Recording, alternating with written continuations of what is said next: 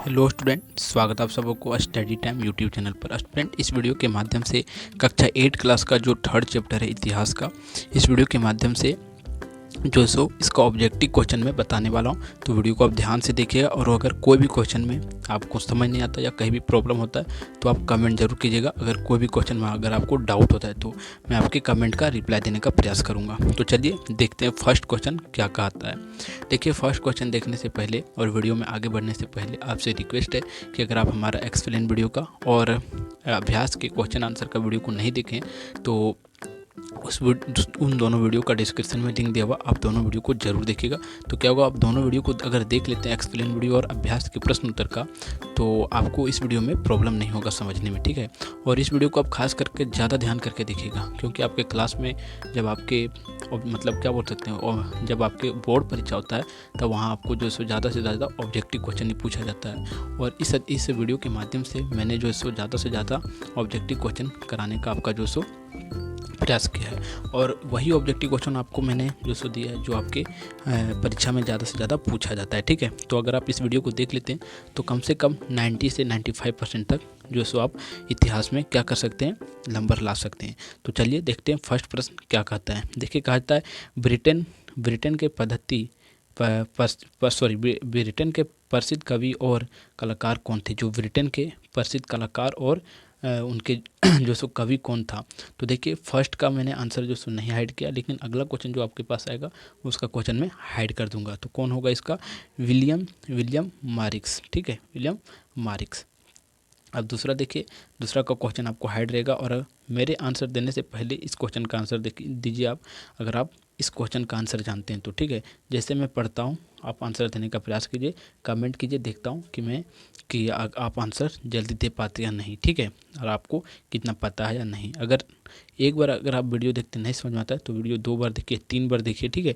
Video थोड़ा सा लंबा बनेगा क्योंकि मैंने 40 से 50 क्वेश्चन इस वीडियो के माध्यम से एक चैप्टर को करवाया, और इसी प्रकार से सभी चैप्टर का जो सो मैंने 40 से 50 क्वेश्चन करवाया। तो अगर सभी चैप्टर का अगर आप वीडियो देखना चाहते हैं तो मतलब क्या बोल सकते हैं, सीरीज बाय सीरीज, तो हमारा चैनल पर प्लेलिस्ट बना हुआ है। आप हमारा जो सो एक बार प्लेलिस्ट वहाँ जाके देखिए। प्लेलिस्ट देखने के लिए आप हमारे किसी भी वीडियो से आके जो सो प्लेलिस्ट चेक कर सकते हैं।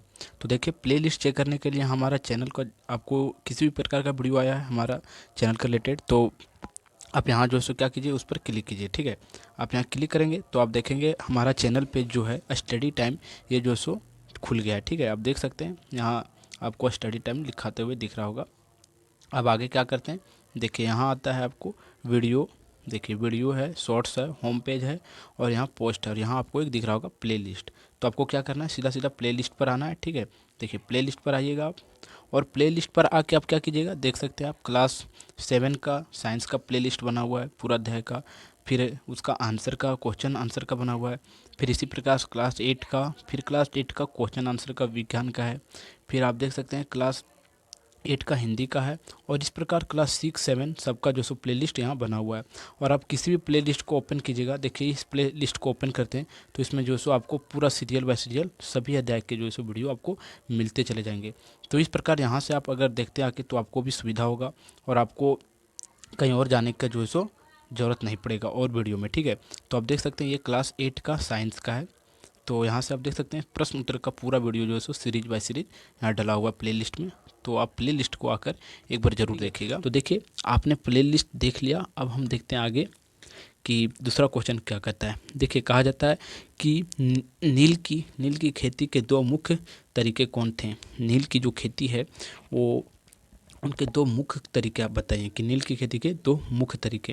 पहला नीज और दूसरा रेती, यानी कि नीज मतलब निजी खेती में, और दूसरा रेती यानी कि दूसरे की खेती में। तो का और खा, इसका दोनों आंसर होगा, यानी कि इसका सी होगा आंसर, ठीक है। अब तीसरा को देखते हैं हम। देखिए, कहा जाता है ओढ़ ओढ़ पौधे कौन से क्षेत्र में उगाए जाते हैं। जो ओढ़ पौधे होते हैं वो कौन से क्षेत्रों में उगाया जाता है। तो शीतोष्ण क्षेत्र में उसे ज़्यादा से ज़्यादा जो सो प्रोत्साहित करके उगाया जाता है। तो आप आंसर देखते जाइएगा कि किस क्वेश्चन का क्या आंसर होता है, ठीक है। और एक एक क्वेश्चन को मैं जो सो आपको समझाते हुए जाऊंगा।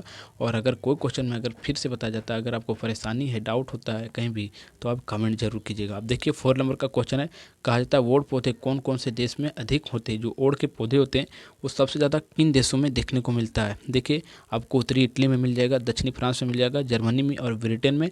उपरोक्त सभी जगह जो सो ज़्यादा से ज़्यादा मिल जाएगा।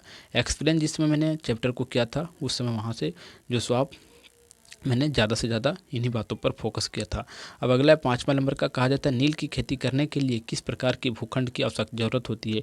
कि अगर आपको नील की खेती करना है तो कौन से ज़मीन पर अच्छा होगा। तो बड़े बड़े भूखंड यानी कि बड़े इलाकों पर अगर आप करते हैं, बड़े जगहों पर करते हैं, तो क्या होगा कि वो बहुत ही अच्छा होगा, ठीक है, नील की खेती के लिए। अब अगला 6 नंबर का, कहा जाता है जबरन खेती में कौन सी फसलें आती थी। यानी कि लोगों को जबरन जो सो क्या किया जाता था, खेती करवाया जाता था। उनमें से कौन सा फसल आता था। तो उनमें जो सो तंबाकू का आता था, चाय का आता था, कॉफ़ी का और उपरोक्त सभी आता था। ये सब खेती किसानों से ज़बरदस्ती करवाया जाता था, क्योंकि ईस्ट इंडिया कंपनी क्या करती थी, इन सब चीज़ों से जो सो उसे अधिक मुनाफा मिलती थी। इंडिया से जो सो क्या करते थे, कच्चे माल को ले जाते थे। ये सब की खेती मतलब क्या बोल सकते हैं, जैसे चाय की खेती, तंबाकू की खेती और कॉफ़ी की खेती करवा के क्या करते थे, जो इनके जो मतलब मटेरियल मिलता था खेती के बाद, वो ले जाते थे कहाँ, यूरोप में और किसी अन्य कंट्री में, और उसे लेके अच्छे दामों पर बेचते थे, ठीक है। तो यहाँ जो किसानों को जो था वो ज़बरदस्ती इन खेती पर ज़्यादा उन्हें फोकस करवाया जाता था और इन खेती को ज़्यादा करवाया जाता था, ठीक है। अब देखिए 7वां नंबर का है, कहा जाता है यूरोपीय बाजार में किस चीज़ की मांग जो सो अधिक बढ़ गई थी। किस चीज़ की, नील की, क्योंकि नील की खेती जो सो इंडिया में बहुत ही फेमस रही थी, किस ब्रिटिश के ज़माने में, ठीक है। नील यहाँ का जो सो सबसे बेहतर माना जाता था, और बेहतर माने जाने के कारण से और बेहतर रहने के भी कारण से जो सो नील की मांग पूरे विश्व में इंडिया से जो सो पूरा तरह से सप्लाई किया जाता था। कि नील जो सो सबसे बेहतर अगर अच्छा देखा जाए तो इंडिया में ही उगाया जाता था।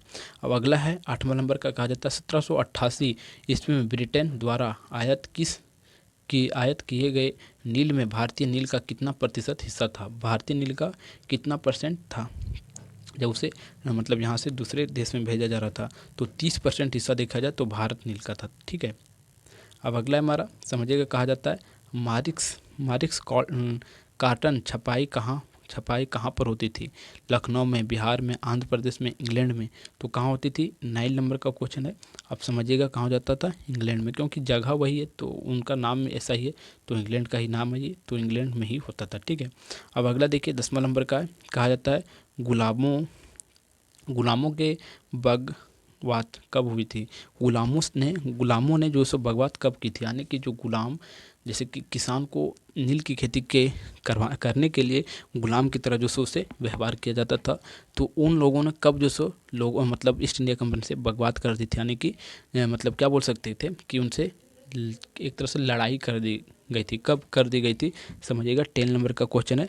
कहा जाता है कि 1791 में, ठीक है, उनसे बगवात कर दी गई थी।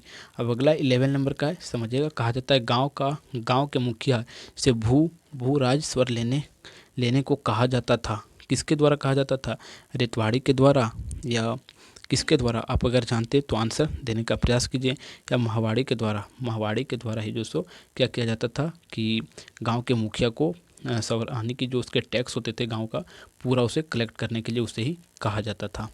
अब अगला देखिए 12 नंबर का है, कहा जाता है कि नील की खेती कैसी ज़मीन पर की जाती थी। कि जो नील की खेती है वो कौन सा ज़मीन पर किया जाता था, बंजर भूमि पर, रेतीली भूमि पर, उपजाऊ भूमि पर। देखिए कौन सा भूमि पर किया जा सकता है, उपजाऊ भूमि पर, क्योंकि नील की खेती भी एक क्या है, फसल है, ठीक है। तो उसे उपजाऊ भूमि पर किया जाता था। अब अगला हमारा 13 नंबर का, कहा जाता है कि कलमकारी और मार्सिंग काटन छपाई कौन से रंग का इस्तेमाल किया जाता था। पीला रंग, काला, नीला, सफ़ेद, कौन सा। तो अगर आप जानते हैं तो कमेंट कीजिए। देखिए इसमें कौन सा होगा, नीला रंग होगा, ठीक है, नीला रंग होगा। अब अगला देखते हैं 14 नंबर का है, कहा जाता है 1810 ईस्वी में ब्रिटेन द्वारा आयात किए गए नील में भारतीय नील का कितना प्रतिशत था। तो 30% था। कितना, 30%, ठीक है। और देखिए 95% होगा, 95% होगा, ठीक है, जो किया गया था। अब अगला हमारा कहा जाता है 15 नंबर का क्वेश्चन है, ईस्ट इंडिया कंपनी को बंगाल की दीवानी कब कब कब प्रदान की गई थी। यानी कि ईस्ट इंडिया कंपनी जो भारत को पूरा तरह से क्या कर लिया था, जब दीवानी बना लिया था बंगाल को, कब पूरा तरह से बना लिया था समझिएगा। 15 नंबर का क्वेश्चन है 12 अगस्त 1765 को, ठीक है। अब अगला है 16 नंबर का, कहा जाता है महावाड़ी को कब लागू किया गया था। जो महावाड़ी व्यवस्था थी उसे कब लागू किया गया था। महावाड़ी व्यवस्था को 1822 ईस्वी में लागू किया गया था, ठीक है। अब देखते हैं 17 नंबर का क्वेश्चन है, देखिए कहा जाता है कंपनी को बंगाल की दीवानी मिलने से बंगाल की अर्थव्यवस्था पर क्या प्रभाव पड़ा। यानी कि उनकी अर्थव्यवस्था जो है सो मतलब क्या बोल सकते हैं, अच्छा हो गया होगा। देखते हैं क्या हुआ होगा। अर्थव्यवस्था में कहा जाता है अर्थव्यवस्था गहरे संकट में फंस गई, यानी कि उनकी अर्थव्यवस्था जो सो पूरा तरह से गहरे संकट में फंस गई थी। अब अगला है, कहा जाता है रेतवाड़ी व्यवस्था को निम्नलिखित में से किसने लागू किया था। जो रेतवाड़ी व्यवस्था है वो किसने लागू किया था। तो रेतवाड़ी व्यवस्था जो है सो किसने लागू किया था, टॉमस मुनरो ने लागू किया था, ठीक है।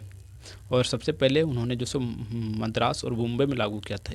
मैंने आपको जब ऑब्जेक्टिव मतलब क्या बोल सकते हैं अभ्यास का क्वेश्चन आंसर करवा रहा था, उसमें फिलिंग द ब्लैंक्स में वो क्वेश्चन था, ठीक है। अब अगला 19 नंबर का है, कहा था 1770 के बंगाल के अकाल में कितने लोग की मौत हो गई। यानी कि जब 1770 ईस्वी में बंगाल में जब अकाल पड़ी थी तो कितने लोगों की मृत्यु हो गई थी समझिएगा। कहा जाता है लगभग 1 करोड़ लोग जो सो भूखमरी या क्या बोल सकते हैं अकाल से मृत्यु हो गई थी उनका, ठीक है।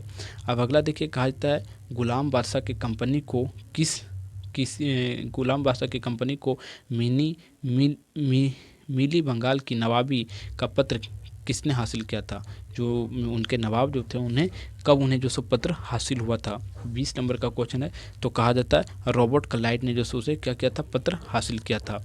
अब देखिए 21 नंबर का क्वेश्चन है, कहा जाता है अस्थाई बंदोबस्ती किसने लागू किया था। जो अस्थाई बंदोबस्ती है वो किसने लागू किया था, लॉर्ड कॉर्नवालिस, ठीक है। लॉर्ड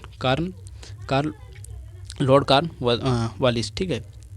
अब देखिए 22 नंबर का 22 नंबर का क्वेश्चन है, कहा जाता है अस्थाई बंदोबस्ती को कब लागू किया गया था। यानी कि कब अब लागू किया गया था अस्थाई बंदोबस्ती। तो 22 नंबर का है समझिएगा, कहा जाता है कि 1793 में।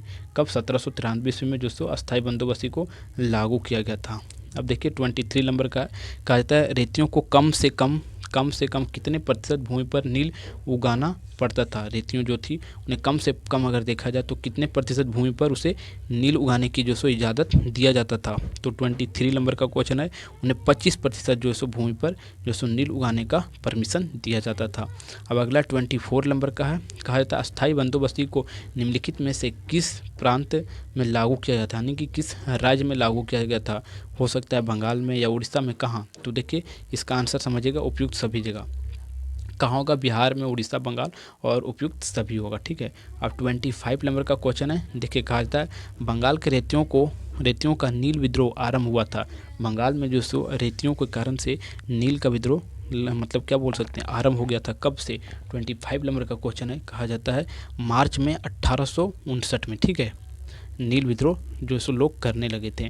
अब अगला देखिए 26 नंबर का है, कहा जाता है निम्नलिखित में से अंग्रेजों द्वारा भू राजस्व यानी कि कर की कौन सी प्रणाली चलाई गई थी। यानी कि लोगों से टैक्स कलेक्ट कर लिया जाता था, वो कौन सी व्यवस्था थी, कौन सी प्रणाली थी समझिएगा। कहा जाता है वो प्रणाली आपका जो सो महावाड़ी थी, रेतवाड़ी थी, अस्थाई बंदोबस्ती, उपरोक्त सभी होगा, ठीक है। इसमें सभी होगा।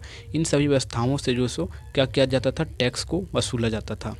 अब अगला है, कहा जाता है महावाड़ी व्यवस्था की किस प्रांत में चलाई गई थी। उत्तर हमारा है प्रदेश। किस प्रदेश में होगा, प्रदेश में, ठीक है, उत्तर प्रदेश में। अब अगला है हमारा समझिएगा, कहा जाता है 28 नंबर का क्वेश्चन है, कहा जाता है फ्रांस ने अपने उपनिवेशों में दशा प्रथा कब समाप्त कर दी थी। जो फ्रांस है वो अपने उपनिवेश में दशा प्रथा को जो सो कब समाप्त कर दी। 28 नंबर का क्वेश्चन है, कहा जाता है कि 1992 में जो सो दशा प्रथा को उन्होंने समाप्त कर दिया था। अब 29 नंबर का है, कहा जाता है महाल कहा था, महाल क्या था, महाल जो सो क्या था। 29 नंबर का है, तो महाल जो सो अधिकारों का एक समूह था, ठीक है, उसे हम लोग महाल कहते थे। नहीं, ये क्या होगा, गाँवों का एक समूह था, गाँवों का एक समूह था। 29 नंबर में क्या होगा, ये आंसर होगा। अब 30 नंबर का है, कहा जाता है अस्थाई बंदोबस्ती का संबंध का संबंध था, अस्थाई बंदोबस्ती जो था उसका संबंध किससे था, तो उसका संबंध भू राज स्व पर था, यानी कि टैक्स पर था। अगर देखा जाए तो टैक्स। अब अगला है 31 नंबर का, कहा जाता है माहवाड़ी व्यवस्था में राजस्व और कौन एकत्र करता था, जमींदार करता था, गांव के मुखिया करता था, कौन करता था, देखिए कौन करता था, गांव की मुखिया करता था माहवाड़ी व्यवस्था में, ठीक है। अब देखिए 32 नंबर का क्वेश्चन है, कहा जाता है 32 नंबर का है, कहा जाता है नील का प्रयोग किस काम के लिए किया जाता है, नील का प्रयोग दोस्तों किस कामों के लिए यूज किया जाता है, कपड़ा रंगने के लिए, ठीक है, नील का उपयोग किया जाता है। अब 30 नंबर का यानी कि 33वां नंबर का क्वेश्चन है, कहा जाता है किसानों से सीधा भूस्वर लेना निम्नलिखित में से क्या कहा जाता था, किसानों से जो सो भूस्वर यानी कि टैक्स लेने की क्रिया को क्या कहा जाता था। 33 नंबर का क्वेश्चन है, उसे जो सो रेतवाड़ी व्यवस्था कहा जाता था। अब अगला हमारा 34 नंबर का क्वेश्चन है, कहा जाता है भारत के किस प्रदेश में 1770 में भयंकर अकाल पड़ा था। 1770 में जो सो भारत के किस मतलब राज्य में जो सो देखा जाए तो भयंकर अकाल पड़ा था। 34 नंबर का क्वेश्चन है, बंगाल में पड़ा था, ठीक है। अब अगला आपका 35 नंबर समझिएगा, कहा जाता है औद्योगिक क्रांति सबसे पहले कहाँ हुई थी। अगर औद्योगिक क्रांति देखा जाए तो सबसे पहले कहाँ हुआ था। 35वां नंबर का क्वेश्चन है, इंग्लैंड में हुआ था, ठीक है, औद्योगिक क्रांति। अब अगला देखिए 36 नंबर का क्वेश्चन है, कहा जाता है माहवाड़ी व्यवस्था किसकी देन है, माहवाड़ी व्यवस्था जो सो किसकी देन है, इन व्यवस्था के अंदर किसकी, तो हॉल्ट मैकेजी की देन है, ठीक है, माहवाड़ी व्यवस्था। अब देखिए 37वां नंबर का क्वेश्चन है, 37 नंबर का, कहा जाता है अंग्रेजों ने किस फसल के उत्पादन को सबसे अधिक प्रोत्साहित किया था, तो नील की खेती को, ठीक है, अंग्रेज क्योंकि उससे अधिक मुनाफा होता था। अब अगला है 38 नंबर का, कहा जाता है नील की खेती उत्पादन क्यों नहीं करना चाहते थे किसान सब, क्योंकि उससे मुनाफा जो सो कम मिलता था, मुनाफा कम था, ज़मीन की उपजाऊ भी कम हो जाती थी, उपरोक्त सभी। और इस प्रकार इस अध्याय का जो थर्ड अध्याय आपका है, थर्ड अध्याय का ऑब्जेक्टिव क्वेश्चन जितना भी है आपका कंप्लीट होता है। अगर इस वीडियो के माध्यम से अगर आप कुछ सीख पाएँ तो वीडियो को जो सो ज़्यादा से ज़्यादा शेयर कीजिए, अपने दोस्तों में, अपने ग्रुप में, कहीं भी शेयर कीजिए, ठीक है। और अगर आपको वीडियो अच्छा लगा तो वीडियो को आप लाइक कर दीजिए, और हमारे चैनल पर अगर आपने हैं तो चैनल को क्या कीजिए, सब्सक्राइब कर दीजिए। तो फिर मिलता है आपको एक नई वीडियो में, तब तक के लिए जय हिंद।